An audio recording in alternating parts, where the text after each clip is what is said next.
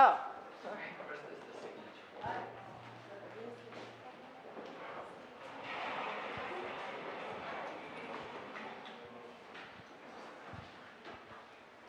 Firmosim sot marrëveshjen e grantit ndërmjet Republikës së Shqipërisë dhe Bankës Evropiane për Investime për projektin Infrastruktura hekurrudhore Korridori 8, faza e parë Shqipëri, dhe kontratën financiare ndërmjet Republikës së Shqipërisë dhe Bankës Evropiane për Investime për projektin Infrastruktura hekurrudhore Korridori 8, faza e parë Shqipëri.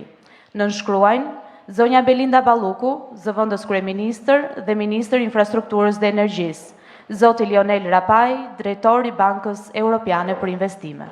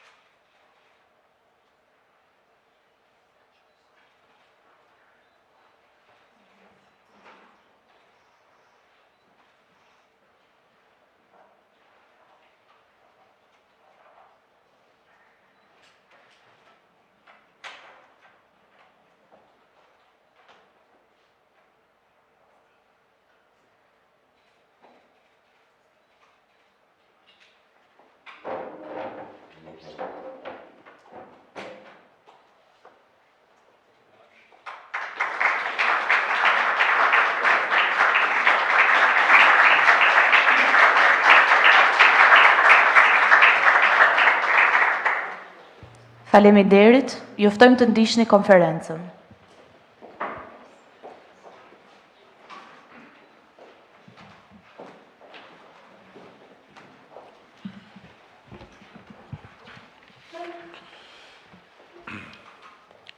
Mirëdita të gjithëve.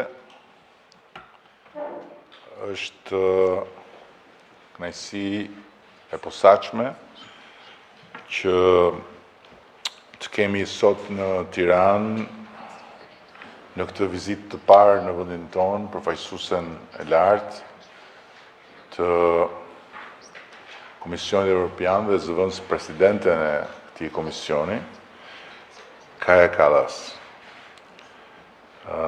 Mirë se erdhe në Shqipëri e dashur Kaja, dhe më vjen jashtëzakonisht mirë që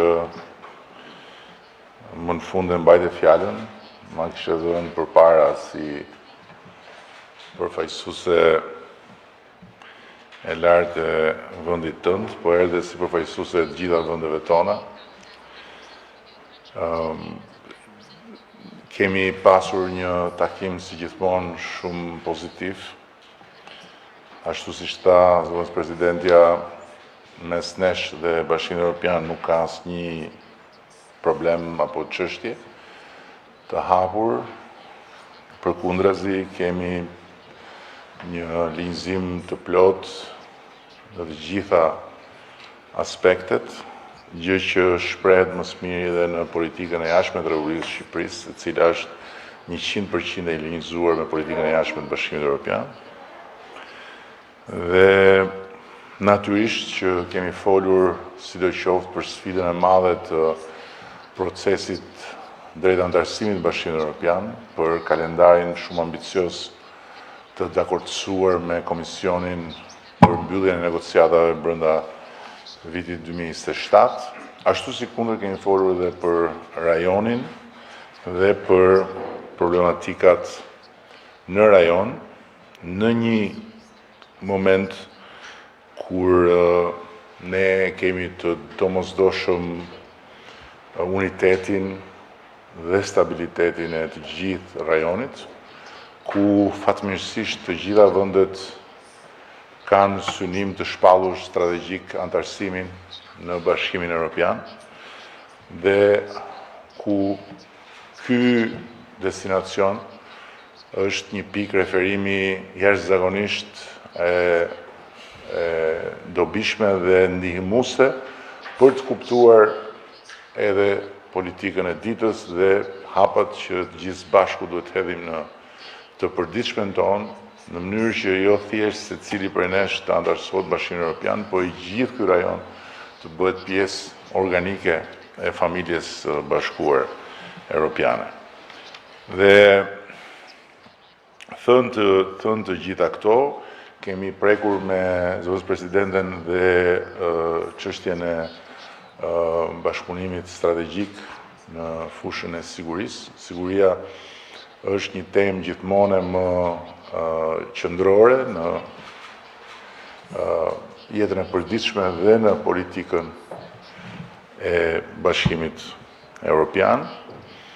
Dhe si kundër e kam ndarë edhe pak kohë më parë me publikun, duhet ta përsëris që në një anketë të fundit të bërë në vendet e Bashkimit Evropian për popularitetin e Bashkimit Evropian, një anketë që kryhet qysh për vitin 1983, rezulton se pikërisht që nga viti 1983, mbështetja e Bashkimit Evropian nga popujt që e përbëjnë është më e larta ndonjëherë.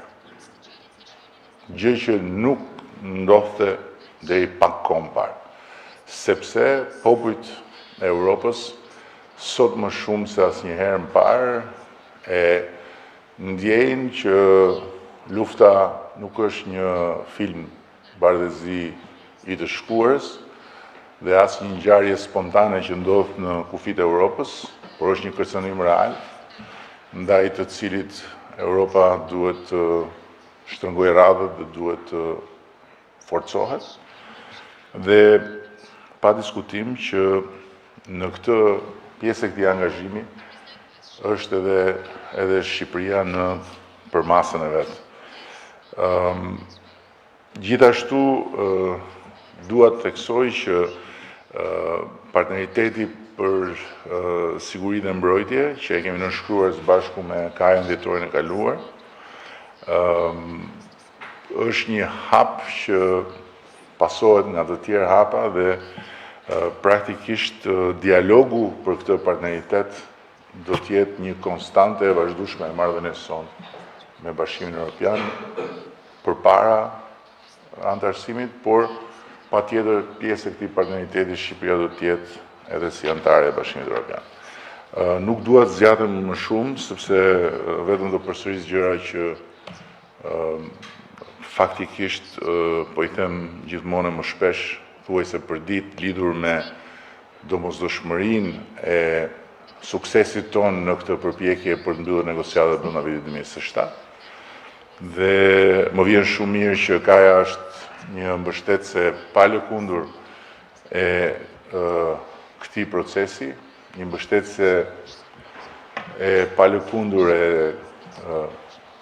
unifikimit të gjithë Europës në ombrellën e Bashkimit Evropian dhe një mbështetëse deri tani e pa lëkundur e Shqipërisë, që është një vlerë e shtuar për ne, edhe ne e çmojmë shumë qoftë në aspektin institucional, qoftë dhe në aspektin personal,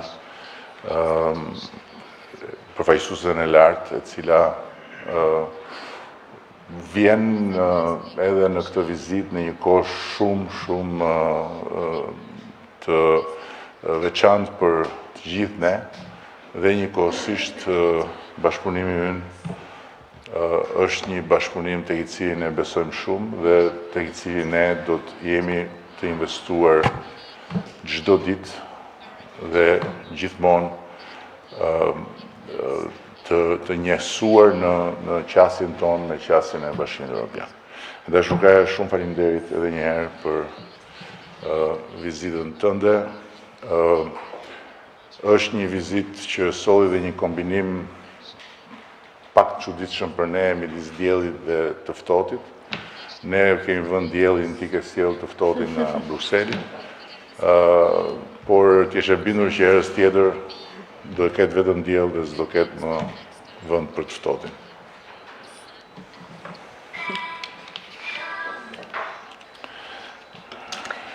Thank you. Thank you, dear Eddie. And well, Brussels was not. Brukseli nuk kishte të ftohtë, kështu që nuk erdhi nga Brukseli i ftohtë, po ndoshta nga veriu. Kështu që është kënaqësi që takohemi sërish dhe takohemi në Shqipëri sërish, sepse Shqipëria është vërtet një partner i fortë i Bashkimit Evropian. Ju jeni aleat, antar i NATO-s dhe jeni në përputhje të plotë me politikën e jashtme dhe të sigurisë së Bashkimit Evropian. Vendimi juaj për të zbatuar plotësisht sanksionet e BE-s kundër Rusisë, së bashku me mbështetjen tuaj humanitare politike që i keni dhënë Ukrainës, tregon në fakt pikërisht për kushtimin tuaj ndaj vlerave të BE-s dhe e kuptoj që nga aspekti politik kjo nuk është gjithnjë e lehtë për të bërë. Gjithashtu ju jeni të vlefshëm shumë edhe të dobishëm dhe për sa i përket bashkëpunimit në rajon, në mbështetjen e autoriteteve për të patur në fakt edhe një mjedis të sigurt në Bosnjë-Hercegovinë. Bashkimi Evropian është plotësisht angazhuar sa i përket Shqipërisë dhe natyrisht bashkëpunimi ynë sjell të mira për të dyja palët tona. Për Bashkimin Evropian pra ne jemi të angazhuar për të fuqizuar marrëdhënien më tej me Shqipërinë dhe për ju ne jemi partneri më i fortë tregtar. Një nga angazhimet e para që kam patur ka qenë në nënshkrimi i partneritetit BE-Shqipëri për sigurinë dhe mbrojtjen, që siç e thatë pra ndodhi në 10 orë dhe ne sot do të shikojmë edhe frutin e saj të parë, pasi do të lançojmë edhe dialogun e parë BE-Shqipëri për sigurinë dhe mbrojtjen. Ky është një hap vërtet shumë i rëndësishëm pasi po e thellojmë më tej bashkëpunimin edhe në sektorin e sigurisë. Duke i hedhur syt përpara, ne në fakt kemi dëshirë që ta zgjerojmë këtë bashkëpunim në fusha të reja, si për shembull për të luftuar kërcënime hibride, por edhe sa i përket sigurisë kibernetike, të luftojmë terrorizmin, por edhe të merremi me menaxhimin e krizave. Bashkimi Evropian ka ofruar rreth 13 milionë euro në financime me anën e mekanizmit evropian të paqes për të përmirësuar përgatitjen e forcave të armatosura në Shqipëri. Gjithashtu, ne kemi zgjeruar edhe prokurimin për sa i përket kësaj çështje dhe ky është një diskutim që ne po e bëjmë me të gjitha vendet dhe Shqipëria mund të përfitojë në rast se zgjedh që të jetë pjesë e saj. Po sigurisht që bashkëpunimi ynë shkon përtej sigurisë, sepse Shqipëria ka një agenda ambicioze për të përfunduar negociatat me BE-n në 2 vitet e ardhshme. Dhe ajo që dëshiroj të them është që nuk ka ndonjë qark të shkurtër për të arritur ose ndonjë rrugë të shkurtër për të arritur me antarësimin në BE përveç performancës së duhur në reforma. Dhe reformat janë të vështira, kështu që ju keni mbështetjen tonë të plot sa u përket çeljes së grup kapitujve të tjerë dhe përmbushjes së standardeve krahasimore, në veçanti në sundimin e ligjit.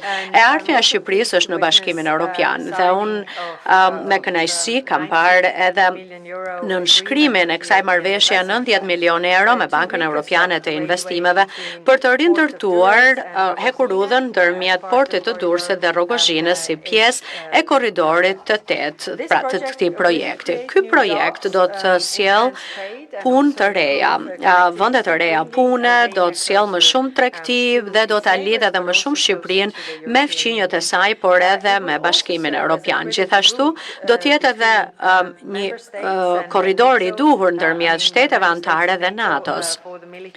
Për sa i përket mobilitetit ushtarak në Evropën juglindore, dhe kjo është shumë e rëndësishme për momentin në këtë mjedis kur flasim për sigurinë. E së fundmi ne diskutuam edhe zhvillimet në rajon dhe në fakt unë e vlerësoj shumë i vlerësoj këshillat, komentet që ju më keni dhënë për situatën në Ballkanin Perëndimor.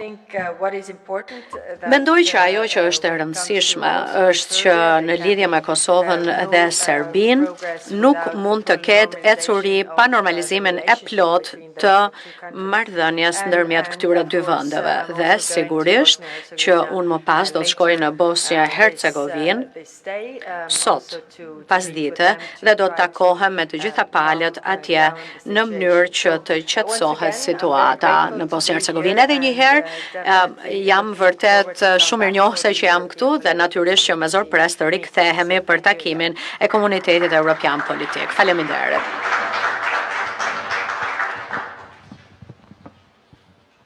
Përshëndetje, Ngelida Mema nga Euronews Albania. I'm here in front of you.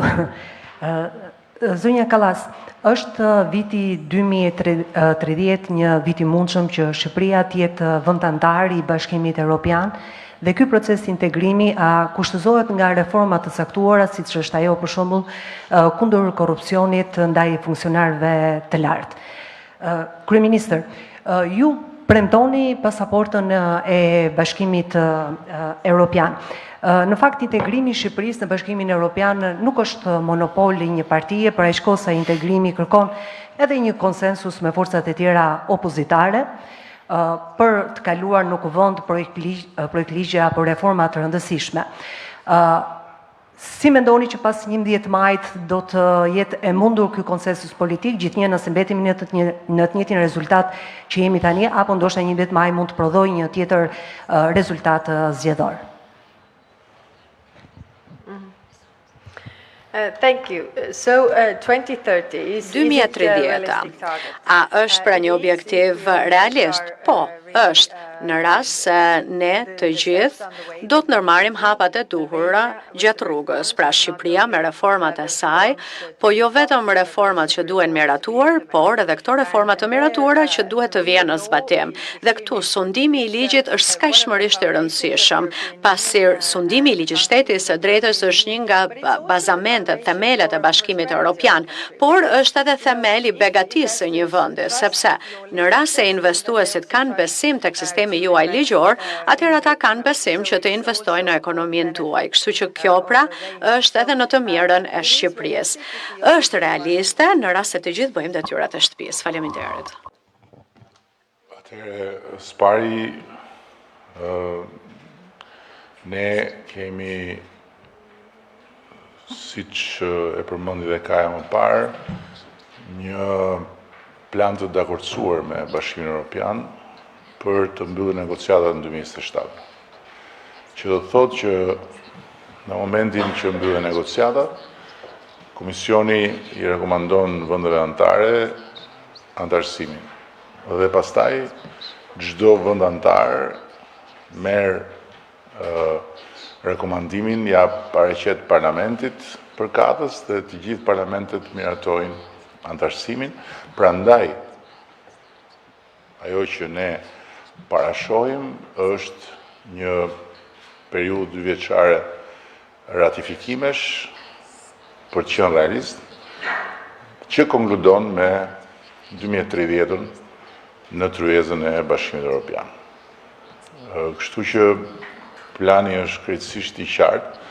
Natyrisht që pjesa jonë është që të përmbyllim negociatat me sukses deri në fund të 2027-s. Ne jemi shumë të përgatitur për ta bërë këtë dhe po punojmë çdo ditë për këtë.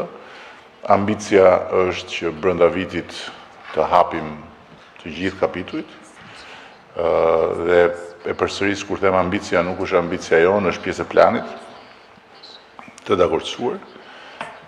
Dhe në momentin që të gjitha këto bëhen realitet, nuk ka asnjë pengesë përderisa Bashkimi Evropian e ka hapur derën dhe për herë të parë mendoj unë që prej shumë vitesh kur dera u mbyll pas antarësimit fundit që ishte Kroacia, dera është hapur realisht dhe është konkrete hyrja në Bashkimin Evropian.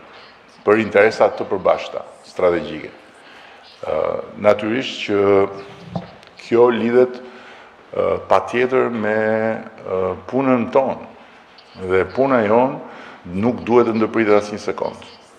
Kjo është logjika. Pasaporta e BE-s është rrjedhoi e antarësimit. Në momentin që ne antarësohemi në BE, marrim dhe pasaportën e BE-s, që do thotë nuk është më Republika e Shqipërisë vetëm, por është edhe Bashkimi Evropian në pasaportë, me të gjitha ato që rrjedhin nga qenia qytetarë të barabartë të Bashkimit Evropian. Dhe në këtë pikë, unë mendoj që ne nuk na ndal askush, dhe nuk do na ndal askush, pa diskutim.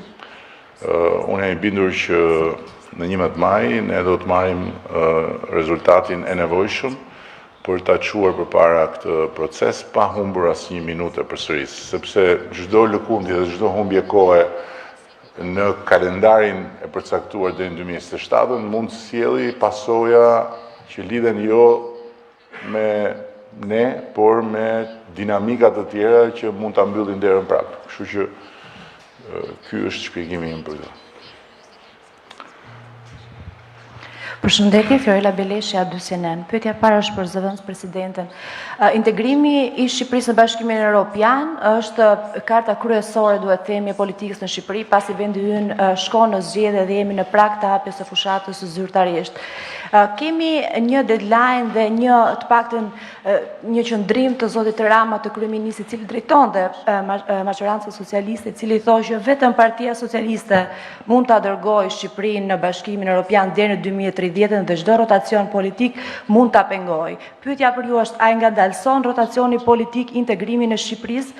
Ndërkohë për ju, kryeministër, cili është qëndrimi juaj përsa e përket tarifave të vendosura nga administrata Trump, dhe a ka bërë një analizë qeveria se si mund të ndikojë, pasi të paktën deri më tani përflitet për luatë të rregjë financiare, ndikimi që mund të ketë në Bashkimin Evropian, por edhe ndikimi që mund të ketë në Shqipëri për shkak të importeve, mund të ketë rritje çmimesh, dhe nga ana tjetër, a kemi një negociatë drejt për drejt nga ana e Shqipërisë me administratën Trump? Faleminderit.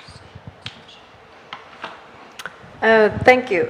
So, I mean, coming from a country that has done the Pra, EU unë vi nga një vend që e ka kryer rrugtimin e vet drejt BE-s dhe është tashmë shtet antar, dhe është e qartë që në këtë rrugtim duhet në fakt bashkëpunimi i të gjitha palëve, sepse për të duhen disa reforma shumë të vështira që duhen zbatuar plotësisht, dhe për këtë duhet mbështetje, përkrahje e plot. Ajo që kuptoj unë këtu është që në Shqipëri të gjithë qytetarët e kanë dhënë pra mbështetjen e tyre, përkrahjen e tyre për rrugtimin e Shqipërisë dhe antarësimin e saj në BE, pra një mbështetje e gjerë, dhe kjo është një gjë që shqiptarët duan ta arrijnë, antarësimin në BE, dhe për këtë duhen reforma të vështira që kërkojnë mbështetjen e të gjithëve në shoqëri, sepse ky është objektivi përfundimtar, pra jo vetëm thjesht reformat, por dhe zbatimi i tyre që kërkon mbështetjen e plot të partive politike. Përpara ca kohësh i bët një pyetje ambasadorit të BE-s, e pastaj disa pasqyra e morën përgjigjen që ishte përgjigja e vetme dhe më normalja e mundshme nga ambasadori, dhe e kthyen sikur ambasadori kishte thënë që deklaratat e mia nuk janë në përputhje me çfarë mendon Bashkimi Evropian. Tani unë nuk di çfarë prisni ju kur pyesni Bashkimin Evropian lidhur me çfarë ndodh këtu në aspektin elektoral. Përgjigja është e vetmja dhe e ditur botërisht. Bashkimi Evropian nuk vendos kush fiton dhe kush humbet zgjedhjen në Shqipëri, dhe as nuk lidh politikën e vet me kush zgjidhet në Shqipëri. Kjo është elementare. Por ama, nga ana tjetër, ajo që unë them dhe përsëris është që nuk ka një forcë tjetër që e kryen dot këtë mision. Këtë nuk është Bashkimi Evropian që e përcakton. Dhe edhe nëse e mendojnë, nuk kanë për ta thënë ndonjëherë. Kështu që kjo është një pyetje pa lidhje, por e kuptoj që është për konsum këtu, kështu që jam i bindur që do lexoj në përpasqyra që zëvendës presidenti e komisionit tha që etj. Po kjo është puna juaj, ne jemi vend i lirë demokratik, shkruani çfarë doni në 11 maj, pastaj do thoni atë që do thonë edhe qytetarët.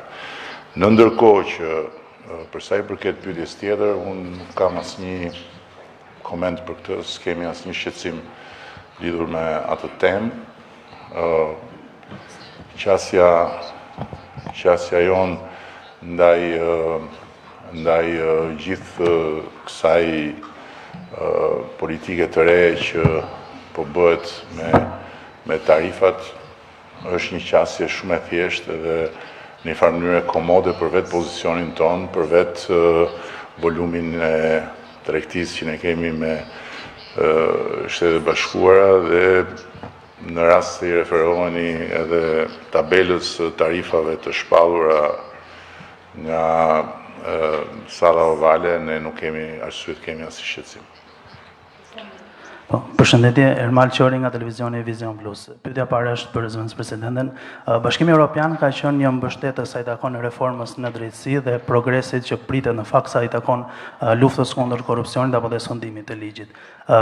Nëse shohim deri në këtë moment, sa efektive dhe si vlerësohet nga ana juaj e gjithë arritja që është bërë deri më tani, duke vendosur kështu para drejtësisë edhe funksionar të lartë. Ndërsa pyetja tjetër për kryeministrin, nga ajo çka Partia Socialiste duket që ka qenë mbështetëse kryesore, referuar këtu edhe fjalës tuaj dhe çka keni thënë më herët se i takon reformës në drejtësi. Jeni të kënaqur, po them kështu, ose të paktën a janë arritur objektivat kryesore në raport me gjithë funksionin që ka patur SPAK deri në këtë moment dhe a prisni më tepër prej SPAK? Faleminderit.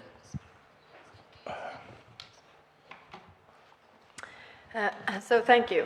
Faleminderit. Yes, the EU reforms have several Po, stages. reformat e BE-s kanë disa faza në lidhje me sundimin e ligjit, lufta kundër korrupsionit. Së pari është miratimi i reformave, faza e dytë është zbatimi i tyre. Dhe më pas është edhe pjesa e gjyqësorit, jo vetëm që të fillojë procesin apo proceset, por edhe që të arrijë në vendime të gjykatave. Dhe kjo është shumë e rëndësishme edhe për qytetarët që të shikojnë që të gjithë po e marrin seriozisht luftën kundër korrupsionit, sepse kjo është edhe një nga themelet e sundimit të ligjit, paratë e tatim paguesve të shihet pra që po shkojnë aty ku duhet të shkojnë. Me që është edhe pyetja e fundit, duat të bëj një përmbledhje duke u nisur aty ku ka e mbylli fjalën e saj tek komuniteti politik evropian. Ne në ndërkohë jemi duke u përgatitur shumë intensivisht për summitin e komunitetit politik evropian që do të bëhet në Tiranë në datën 16 maj, ku do vinë të gjithë udhëheqësit e kontinentit, kam parasysh kontinentin demokratik evropian, që nga Britania tek Azerbajxhani, që nga Suedia tek Turqia, për të trajtuar temat e këtij samitit radhës. Dhe kjo është diçka e jashtëzakonshme për Shqipërinë, edhe është diçka e jashtëzakonshme për rajonin. Dhe natyrisht ka një arsye pse ndodh në Shqipëri. Unë besoj që është një vlerësim shumë i madh, por njëkohësisht është dhe i përgjegjësi shumë e madhe për ne si aktor këtu në këtë rajon që është gjithmonë i rëndësishëm për BE-n. Së dyti duhet ta them që përpara konferencës nënshkrimi që u bë është pjesë e një programi masiv investimesh në infrastrukturën e kurridore. Dhe kjo është dhe arsyeja pse ky 5 vjeçar që na ndan nga mbyllja e kësaj dekade do të jetë njëkohësisht edhe një 5 vjeçar ku do të kthehen hekurullat në Shqipëri, kuptohet në një nivel tjetër nga çfarë ishin, dhe kjo është një nga shumë arsyet për të jo vetëm besuar, por edhe për të luftuar që ne të antarësohemi në Bashkimin Evropian, sepse fal kësaj marrëdhënie ne jemi në gjendje sot të kryejmë një sër investimesh që përndryshe do ishin të pamundura për ne. Dhe e fundit, natyrisht Bashkimi Evropian nuk është thjesht çështje investimesh, madje për ne, për historinë tonë, për mënyrën se si ne e kemi kërkuar Europën, në radh parë është një çështje lirie, është një çështje të drejtash individuale, është një çështje barazie para ligjit. Ne nuk kemi pas asnjëherë barazinë para ligjit. Dhe sot, vetëm në këto vitet fundit, ne jemi duke bërë një ushtrim të panjohur më parë për shtetin, për popullin tonë, ushtrimin për të pasur barazi para ligjit, falë reformës në drejtësi. Dhe përsëris që nga 1912-a, kur ne kemi shpallur shtetin e pavarur nga perandoria, ne nuk kemi pasur asnjë rast ku një person i veshur me pushtet politik të jetë hetuar dhe gjykuar në mënyrë të pavarur. Kemi kaluar nga mbretëria në diktaturën komuniste, nga diktatura komuniste në tranzicionin demokratik, por nuk kemi pasur asnjëherë një hetim dhe një gjykim të pavarur, dhe nuk e kemi njohur çfarë është barazia para ligjit. Sot jemi duke vendosur pikërisht themelet e barazisë para ligjit. Dhe ne na duhet hyrja në Bashkimin Evropian në radh parë për këtë, që barazia para ligjit jetë e pakthyeshme. Që barazia para ligjit mos varet nga vullneti i një qeverie apo një qeverie tjetër, nga vullneti i një kryeministri apo një kryeministri tjetër, por të jetë një normë e pa negociueshme dhe e pa shkelshme nga askush më. Dhe nëse ne bëhemi antarë të kësaj familje, kjo është e garantuar. Dhe kjo është një gjë shumë e madhe për ne. Dhe natyrisht, nëse jemi duke përjetuar këtë moment historik, kjo lidhet me vullnetin e kësaj shumice që qeverisë sot vendin, që udhëhoqi reformën drejtësi, dhe me mbështetjen e pa kufishme të Bashkimit Evropian në këtë aspekt. Kështu që e parë në perspektivën historike dhe e parë me sytë e të ardhmes, unë nuk jam i kënaqur, unë jam krenar shumë për këtë. Jam shumë krenar sepse ky është një nga ato gur themele që mund t'i mbuloj llumi i kënetës së politikës përditshme, por historia i kujton dhe i mban parasysh si momente të shtetbërjes. Dhe patjetër që nuk jam i kënaqur, jam shumë krenar. Ne do vazhdojmë ta mbështesim fuqimisht këtë proces të barazisë para ligjit, dhe aleanca me Bashkimin Evropian është një garanci absolute për këtë, sepse Bashkimi Evropian ka të gjithë dijen dhe ka të gjithë instrumentat për të na lehtësuar një proces që pa Bashkimin Evropian do ishte i pamundur. Dhe në mbyllje duhet ta përsëris. Ne, kur kemi nisur këtë rrugtim, kemi qenë në të njëjtat kushte ekonomike dhe sociale si Iraku, si Afganistani, si ca vende të tjera, po marr këto të dyja se këto të dyja kanë provuar të bëjnë demokraci. Dhe ne nuk kemi pas asnjë lidhje me Estoninë dhe me gjithë vendet e tjera të lindjes, se ne ishim Korea e Veriut në këtë kontinent. Dhe nëse sot jemi këtu ku jemi, dhe jemi pranë hyrjes Bashkimit Evropian, ndërkohë që Afganistani është kthyer te talibanët, Iraku është një kaos. Kjo vjen vetëm për një arsye. Ata nuk e kanë Bashkimin Evropian. Ne e kemi. Ata nuk kanë lindur me bekimin e të qenit mes të Europës edhe të pasurit të një burimi, dijeje për shtetin dhe për institucionet dhe kulturët e institucionet. Ne kemi këtë bekim. Kështu që nuk ka diskutim që ne jemi shumë krenarë për këtë dhe ne nuk do pushojmë një sekond derisa të hymë në derën e Bashkimit Evropian dhe të ulemi në një ndryes me Bashkimin Evropian. Si një njeri i dashuruar marrëzisht që sado që i thonë kujdes se martesa nuk është gjëja më e bukur që mund të ndodhë, nuk i ndahet dashurisë vetë derisa martohet. Dhe si një njeri që mund të flasë për martesën me shumë kompetencë, për them që në fund të ditës nuk ka më mirë se martesën, kur është e duhura. Kështu që kaja ti e di që unë kam marriage-based, këtë proces, jo marriage-based.